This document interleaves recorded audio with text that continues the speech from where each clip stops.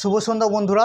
আজকে আমরা উপস্থিত হয়েছি আমাদের যে সামনে অনুষ্ঠিত হতে যাচ্ছে অর্থাৎ রবিবার স্বপ্নবেলা সাহিত্য উৎসব 2025।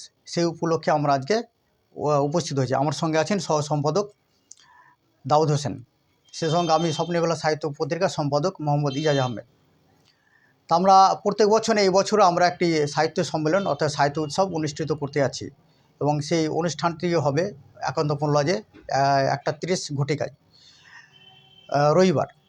তো আমাদের যে উদ্দেশ্যে আমরা অনুষ্ঠানটি করছি সেটি হলো আমাদের স্বপ্নবেলা সাহিত্য পত্রিকার পঞ্চম বর্ষের পঞ্চম সংখ্যা মোড়ক উন্মোচন হবে। সে সঙ্গে গুণীজন সংবর্ধনা, অর্থাৎ কবি লেখক যারা উপস্থিত হবেন তাদের আমরা সংবর্ধনা দেব।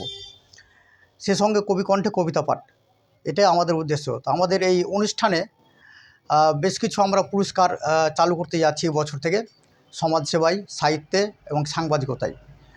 তো সাহিত্যে আমরা 5 জনকে আমরা পুরস্কার দিচ্ছি। স্বপ্নবেলা সাহিত্য সম্মাননা 2025 পাচ্ছেন মাননীয় বদরুজ্জা হারুন সাহেব। তিনি একজন সাহিত্যিক এবং অবসরপ্রাপ্ত একজন সিভিল সার্ভিস আধিকারিক।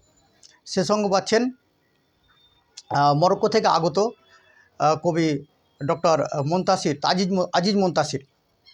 তিনি নাসার একজন সদস্য এবং তিনি একজন বিখ্যাত কবি। তো তিনি আসছেন।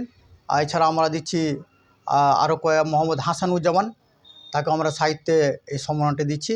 আরও দিচ্ছি মাননীয়া স্বাগত সান্যাল মহাশয়াকে, তিনি কবি এবং একজন পোস্ট অফিসে চাকরি করতেন, তিনি অবসর নিয়েছেন। এছাড়া আছেন অধ্যাপক বিশ্বনাথ সাহা, তিনিও কয়েক মাস আগে অবসর নিয়েছেন তার অধ্যাপনা থেকে। এই 5 জনকে আমরা দিচ্ছি সাহিত্যে ওই স্বপ্নবেলা সাহিত্য সম্মাননা 2025। আর আমরা সাংবাদিকতায় দিচ্ছি মিনাজ আল হুসেইনিকে, তিনি একজন সম্পাদক কাদির টাইমস পত্রিকার। আর এছাড়া সমাজসেবা দিচ্ছি আমরা হাউসনগর প্রতিবন্ধী উন্নয়ন সমিতিকে। এই 3টি বিভাগে আমরা এই পুরস্কারটি বছরতে চালু করতে যাচ্ছি স্বপ্নবেলা সাহিত্য পত্রিকার তরফ থেকে। তো আমরা সকলকে শুভেচ্ছা জানাই এবং অভিনন্দন জানাই, স্বাগত জানাই আমাদের অনুষ্ঠানে আসার জন্য। এবারে আমাদের সহ সম্পাদক টলিউডের চিত্র পরিচালক দাউদ হোসেন, তিনি একজন চিত্র পরিচালকের পাশাপাশি তিনি একজন কবি, লেখক এবং নাট্যকারও।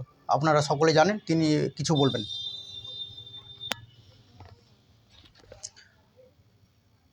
স্বপ্নের ভেলা সাহিত্য পত্রিকার সম্পাদক মোহাম্মদ ইজাজ আহমেদ বললেন, আগামী 12ই জানুয়ারি ঔরঙ্গাবাদ একান্তপন লজে দুপুর 1টা থেকে অর্থাৎ 1:30 থেকে আমাদের প্রোগ্রাম শুরু হয়ে যাবে। আমাদের পঞ্চমতম সাহিত্য সংখ্যার যে পঞ্চম সংখ্যা সেটা কিন্তু প্রকাশিত হবে।